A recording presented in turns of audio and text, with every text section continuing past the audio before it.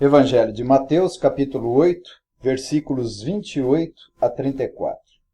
Tendo ele chegado à outra margem, à terra dos Gadarenos, vieram-lhe ao encontro 2 endemoniados saindo dentre os sepulcros, e a tal ponto furiosos que ninguém podia passar por aquele caminho.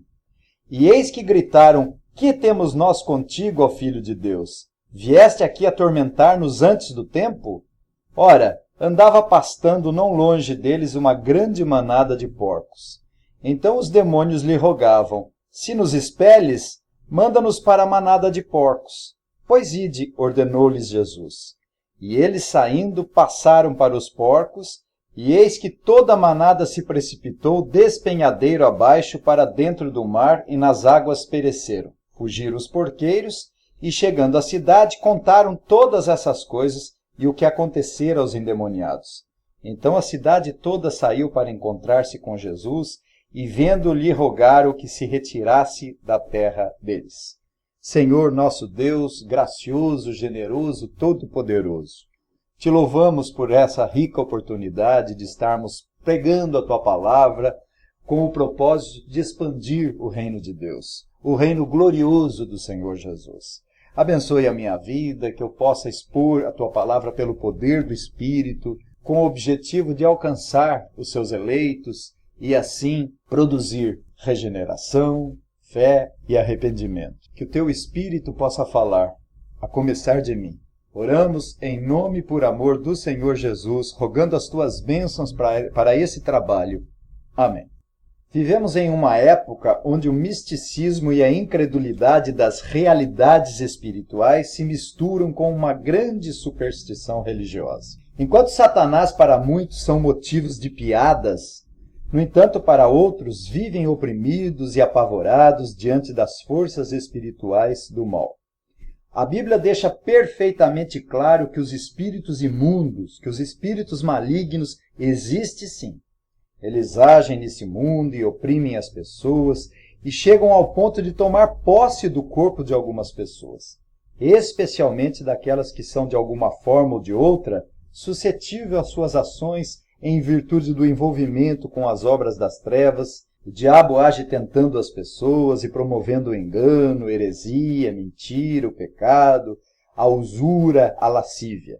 Ele é conhecido como Deus desse século. Paulo disse: o Deus desse século cegou o entendimento dos incrédulos, para que lhes não resplandeça a luz do evangelho da glória de Cristo, que é a imagem de Deus. Ele opera eficazmente nos filhos da injustiça, da iniquidade. Ele é o pai da mentira e toma conta da mente e da vontade de muitas pessoas nesse mundo. E esse texto trata exatamente disso.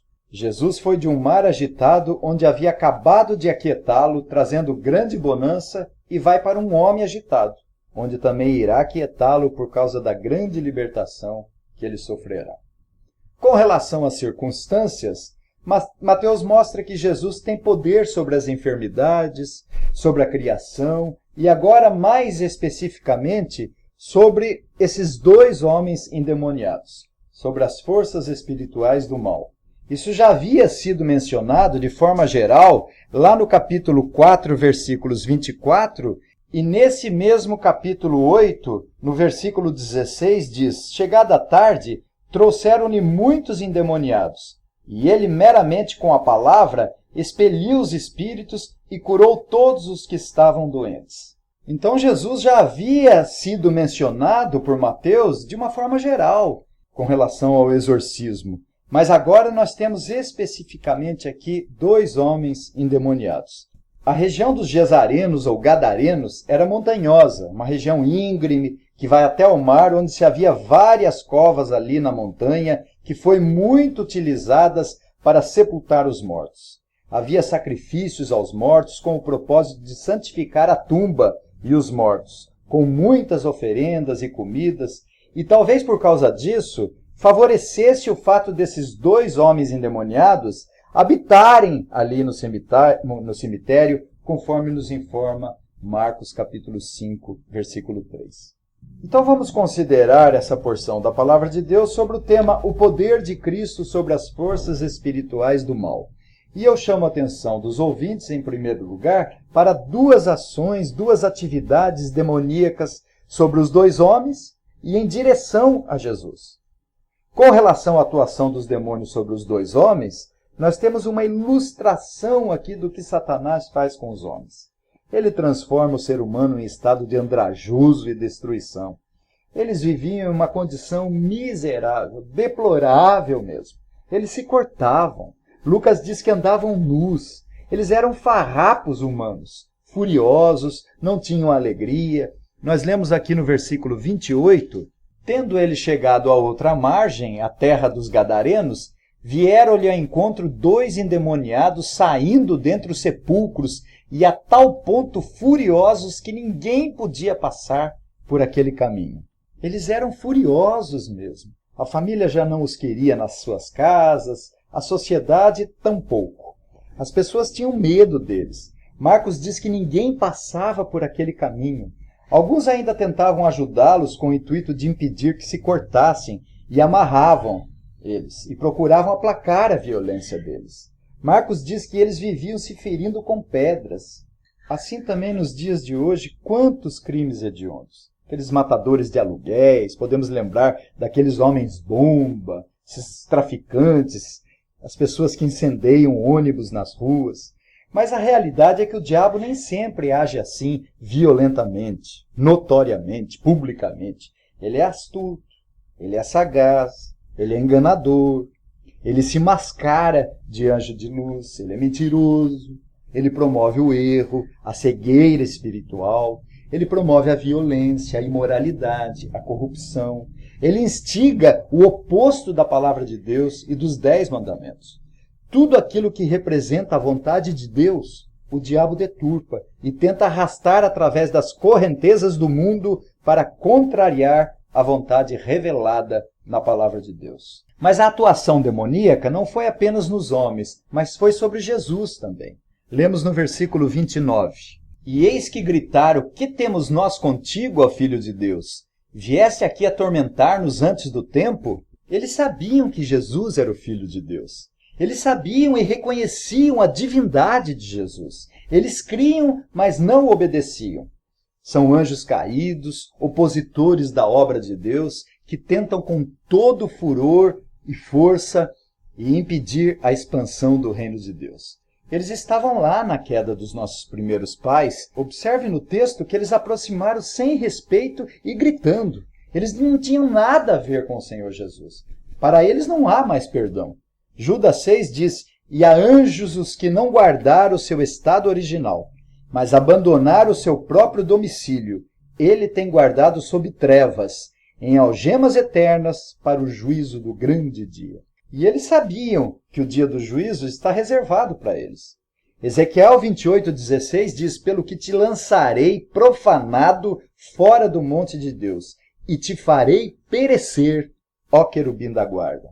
Aqui na segunda parte do versículo 29, os demônios disseram, vieste aqui atormentar-nos antes do tempo? É como se eles dissessem, vieste aqui atormentar-nos antes do juízo? Eles não sabiam a data que Cristo viria para o grande juízo. Mas, de alguma forma, sabiam que não era chegado ainda aquele momento. Eles ficaram indignados com Jesus, reclamando, argumentando, contendendo. Para os demônios, a possibilidade de não continuar agindo mal e tentando os homens é um tormento. A natureza dos demônios é extremamente perversa, pois eles são inimigos de Deus. Mas apesar da altercação e revolta deles, o texto nos mostra a submissão dos demônios diante da majestade e da força do Senhor Jesus. O diabo tem poder. Ele enganou Eva, que tinha o livre-arbítrio e o poder real de fazer o bem. Ele induziu Adão a pecar. Eles têm experiência. Eles foram criados desde o princípio. Entretanto, tremeram diante do Senhor da glória. Lucas diz que um deles prostrou-se perante o Senhor. E imediatamente se resignaram diante do poder do Senhor Jesus. Mas essa passagem ilustra também que o Senhor Jesus é o Deus Todo-Poderoso, o Criador do universo. Ele responde, quem é este? Na passagem anterior, os discípulos perguntaram no versículo 27, quem é esse que até os ventos e o mar lhe obedecem? E aqui nesse texto eles poderiam fazer essa pergunta: quem é esse que até os demônios se prostram? Só Deus Todo-Poderoso, o Criador do universo, tem esse poder sobre a criação e sobre todos os demônios e sobre as enfermidades. Às vezes os discípulos não conseguiam expulsar os demônios, mas com Jesus não havia qualquer dificuldade. Nós lemos nos versículos 30 e 31, perguntou-lhe Jesus: qual é o teu nome? Respondeu ele: Legião, porque tinha entrado nele muitos demônios. Ora, andava pastando não longe deles uma grande manada de porcos. Então os demônios lhe rogavam: se nos expeles, manda-nos para a manada de porcos. Era uma legião de quase 2.000 porcos, Marcos nos informa. Eles se submetem e pedem autorização para que pudessem tomar posse daqueles porcos. Nada mais apropriado, né? Porco com porco combinam muito bem. Portanto, os porcos eram bem apropriados para acomodar e receber aqueles espíritos imundos. Eu chamo a atenção dos ouvintes porque os porcos eram comércio dos gentios e os soldados romanos criavam os porcos. Serviam ali de alimentos de sacrifícios, muito utilizado nos cemitérios, mas também de alimentos, de comércio de porcos que eles comiam. Eles não tinham abstinência desse tipo de alimento. No versículo 32, nós podemos ver a autoridade do Senhor Jesus quando é nos informado: pois ide, ordenou-lhe Jesus. Que poder do Salvador! Quem é esse que até os ventos e o mar lhe obedece? Quem é esse que até os demônios se submetem? Perfeitamente Deus, perfeitamente homem. Só o Senhor Jesus Cristo, o Filho de Deus. O poder de Cristo é muito maior. O poder do Senhor não se compara com o poder de Satanás de iludir, cegar, amarrar, que é grande. Mas Cristo é o próprio Criador dessas criaturas angelicais do mal. Os estudiosos discutem a razão de Jesus permitir que os porcos cometessem suicídio coletivo. Qual foi a causa mortis desses porcos? Os próprios demônios que mataram os porcos? Será que foi suicídio coletivo? Ou foi Jesus quem os matou? Provavelmente não tenha sido os demônios, mas foi suicídio coletivo. Ou até mesmo o Senhor Jesus os matou porque eles queriam continuar se expressando contundentemente através de algum corpo. Então o próprio Senhor Jesus, generosamente, matou os porcos para que os demônios voltassem àquele estado não corpóreo e pudessem ser definitivamente expulsos, vagando, sem lugar de habitação ou procurando algum outro corpo para se apossarem. Imagine a agitação desses porcos endemoniados. Imagine a inquietação, o motim desses porcos endemoniados. Imagine que coisa terrível o fato dos porqueiros conviver com esses porcos. Pelo menos 2.000 porcos. Ali iria ser um inferno na terra, convivendo com aqueles porcos. Então, generosamente, o Senhor Jesus os matou ou permitiu que fossem suicidados. Eu chamo a atenção dos ouvintes para a restauração desses homens. Mateus não se detém muito ao que aconteceu com os homens, mas na passagem paralela de Marcos 5, nos versículos 15 a 20, é-nos dito: então saiu o povo para ver o que sucedera. Indo ter com Jesus, viram o endemoniado que tivera a legião assentado, vestido em perfeito juízo, e temeram. Os que haviam presenciado os fatos contaram-lhes o que acontecera ao endemoniado e acerca dos porcos. E entraram a rogar-lhe que se retirasse da terra deles. Ao entrar Jesus no barco, suplicava-lhe o que for endemoniado que o deixasse estar com ele. Jesus, porém, não lhe o permitiu, mas ordenou-lhe: vai para a tua casa, para os teus, anuncia-lhes tudo o que o Senhor te fez e como teve compaixão de ti.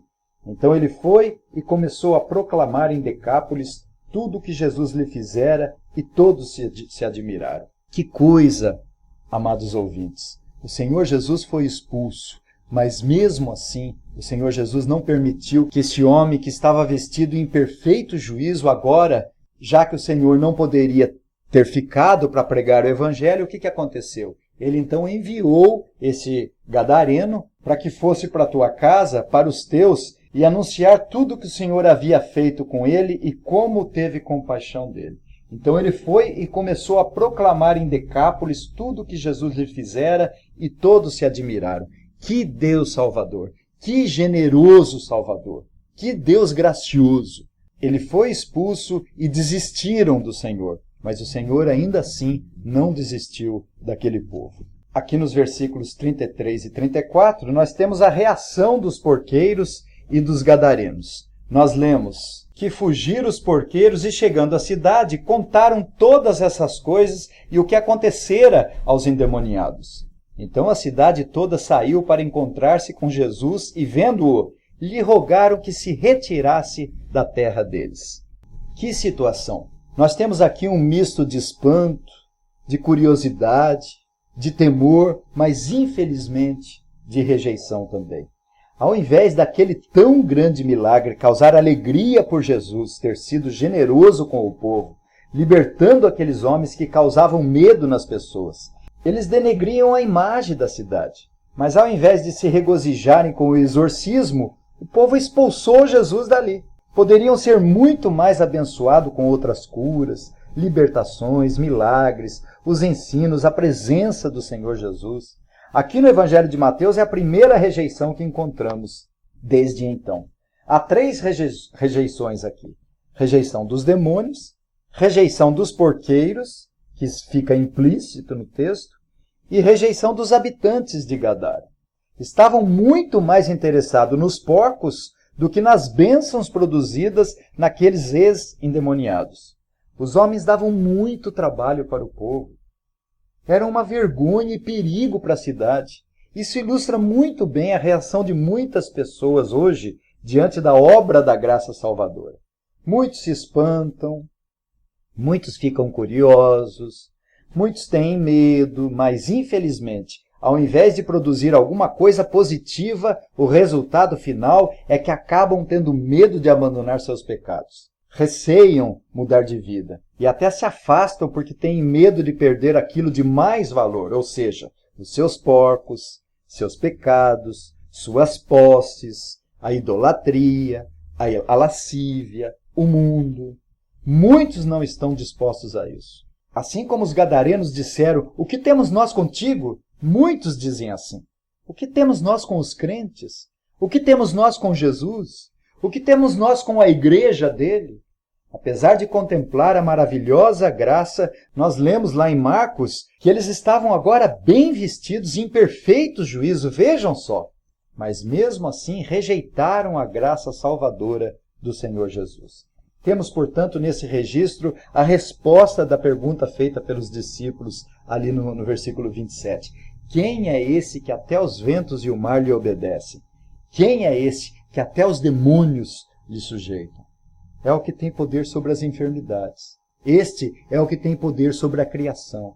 Este é o que tem poder sobre todos os demônios. Os milagres de Jesus são parábolas que contêm ensinos profundos que nos dão muitas lições.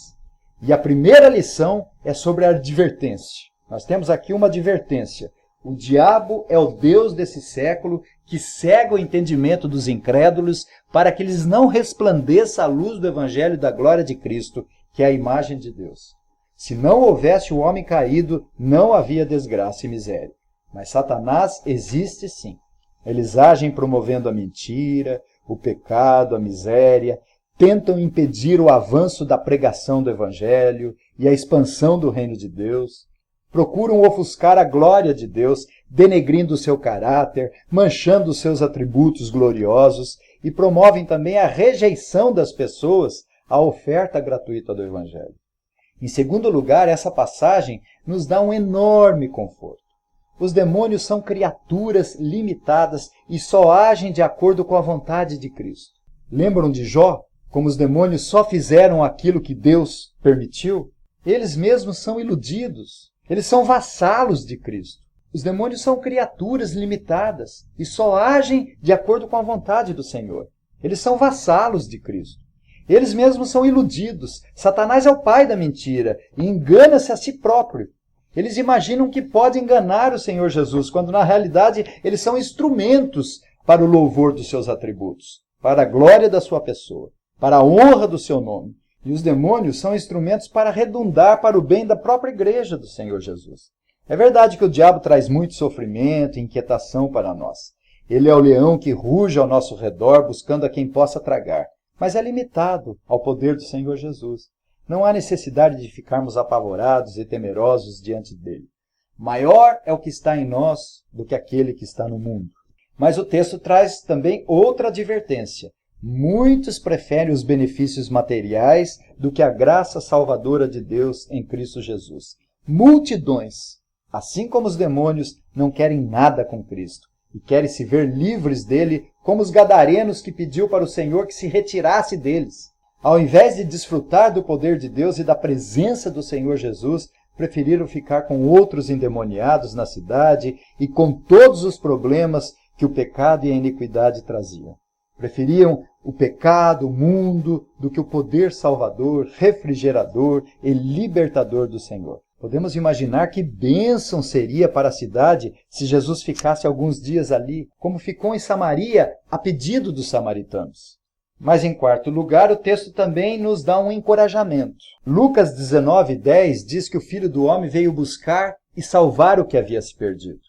Paulo diz, assim, pois, não depende de quem quer nem de quem corre, mas de Deus que se compadece. João Batista falou que o homem não pode receber coisa alguma se do céu não lhe for dado. Esses homens, esses endemoniados, não fizeram nada para ser salvos. Pelo contrário, eles foram até hostis. O Senhor saiu do outro lado da Galileia. Observe a salvação como pertence ao Senhor. Ele saiu do outro lado do mar, cruzou o mar, experimentou o temporal, foi para Gadara, experimentou a hostilidade dos gadarenos. Que amor incondicional, que amor perfeito, que amor puro e eletivo. Romanos 5, versículos 8 a 10 diz, mas Deus prova o seu próprio amor para conosco, pelo fato de ter Cristo morrido por nós, sendo nós ainda pecadores. Logo, muito mais agora, sendo justificados pelo seu sangue, seremos por ele salvos da ira. Porque se nós, quando inimigos, fomos reconciliados com Deus mediante a morte do seu Filho, muito mais estando já reconciliados, seremos salvos pela sua vida. Se nós, quando filho do diabo, fomos salvos por Jesus, muito mais agora, sendo filhos de Deus, irmãos do Senhor, co-herdeiros com Cristo, seremos salvos. Jesus disse lá em João 5,40, e não quereis vir a mim para terdes vida. Efésios 2, 8, 9 diz, pela graça sois salvos mediante a fé, e isso não vem de vós, é dom de Deus, não vem das obras para que ninguém se glorie. Aqui no Evangelho de Mateus, no capítulo 19, versículos 25 e 26, os discípulos iriam perguntar para Jesus, mas sendo assim, quem poderá ser salvo? Jesus falou, aos homens isso é impossível, mas para Deus tudo é possível. Esta é a lição maior. O poder de Cristo e sua graça salvadora é muito maior e não importa a situação miserável, depravada e enganadora que o homem vive. O Senhor reverte a situação do pecador, fazendo dele instrumento de honra no reino de Deus. Finalizo com a exaltação dos escritores bíblicos no primeiro livro de Crônicas, capítulo 29, versículos 11 e 12, e Apocalipse, capítulo 4, versículo 11. Teu, Senhor, é o poder, a grandeza, a honra, a vitória e a majestade, porque teu é tudo quanto há nos céus e na terra. Teu, Senhor, é o reino, e tu te exaltaste por chefe sobre todos. Riquezas e glória vêm de ti, tu dominas sobre tudo, na tua mão há força e poder. Contigo está o engrandecer e a tudo dar força. Apocalipse 4:11. Tu és digno, Senhor e Deus nosso, de receber a glória, a honra e o poder, porque todas as coisas tu criaste, sim, por causa da tua vontade, vieram a existir e foram criadas. Que o Senhor nos abençoe. Amém.